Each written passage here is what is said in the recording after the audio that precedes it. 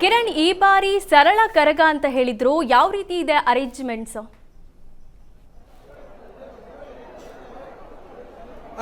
ಸರಳ ಕರಗ ಅಂತ ಹೇಳಿ ಸಾಕಷ್ಟು ಅನುದಾನದ ಕೊರತೆ ಉಂಟಾಗಿತ್ತು. ಹೀಗಾಗಿ ಸಾಕಷ್ಟು ಸಮಸ್ಯೆ ಉಂಟಾಗಿದೆ ಅಂತ ಹೇಳಿ ಸತೀಶ್ ಅವರು, ಕರಗ ಸಮಿತಿ ಅಧ್ಯಕ್ಷ ಆಗಿರ್ತಕ್ಕಂಥ ಸತೀಶ್ ಅವರು ಹೇಳ್ತಾ ಇದ್ರು. ಆದ್ರೂ ಸಹ ಏನು ಹೂವಿನ ಅಲಂಕಾರ ಆಗಿರ್ಬೋದು, ದೀಪಾಲಂಕಾರ ಆಗಿರ್ಬೋದು, ಯಾವುದೂ ಸಹ ಮಧ್ಯಾಹ್ನದವರೆಗೂ ಸಹ ನಡೆದಿರಲಿಲ್ಲ.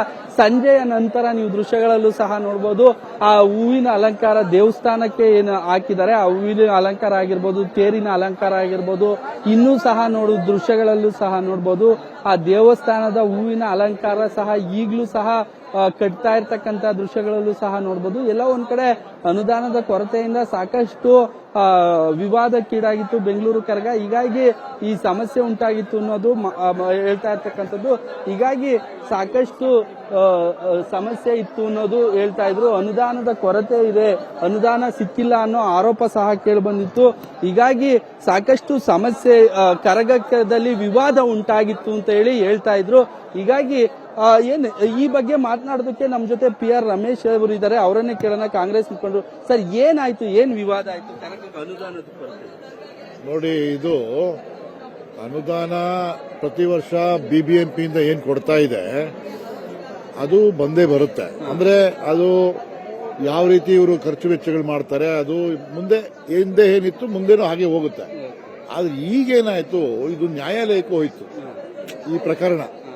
ನ್ಯಾಯಾಲಯದಲ್ಲಿ ಹೋದಾಗ ಏನಾಯ್ತು, ಈ ಒಂದು ಸಮಿತಿಗೆ ಕಾನೂನುಬದ್ಧತೆ ಇಲ್ಲಿ ಮುಂದುವರಿಸಬೇಕಾ ಬೇಡವಾ ಅನ್ನೋದು ಬಂದಾಗ, ಇದು ಒಂದು ಉತ್ಸವ ನಡೀತಾ ಇರೋ ಸಂದರ್ಭದಲ್ಲಿ ಕಮಿಟಿ ಒಂದು ಇರಬೇಕು ಅನ್ನೋದು ಭಾವನೆ ಆಯ್ತು, ಅಥವಾ ಅವರ ಅಭಿಪ್ರಾಯ ಆಯ್ತು.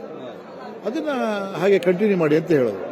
ಆದರೆ ಈ ಫೈನಾನ್ಷಿಯಲ್ ಇಂಪ್ಲಿಕೇಶನ್ಸ್, ಫೈನಾನ್ಷಿಯಲ್ ಪವರ್ಸ್ ಬೇರೆ ಒಂದು ಕಮಿಟಿ ಮಾಡಲಿ, ಹೋಗಿ ಕೊಡಿ ಅಂತೇಳಿ ಆರ್ಡರ್ ಮಾಡಿಬಿಟ್ರು.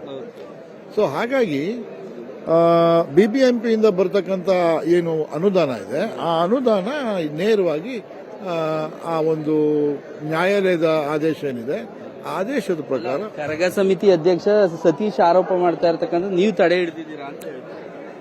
ಇದು ಕಾನೂನು ನಾನು ಮಾತಾಡ್ತಾ ಇರೋದು, ಅದೇಂಗ್ ತಡೆ ಹಿಡಿಯಕ್ಕೆ? ಕಾನೂನು, ನಾನು ಸಂವಿಧಾನಕ್ಕಿಂತ ಜಾಸ್ತಿ ಇದ್ದೀನಾ?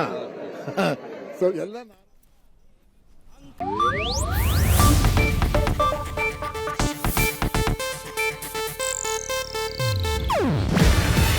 ಇದು ಏಷ್ಯಾನೆಟ್ ನ್ಯೂಸ್ ನೆಟ್ವರ್ಕ್ ಪ್ರಸ್ತುತಿ.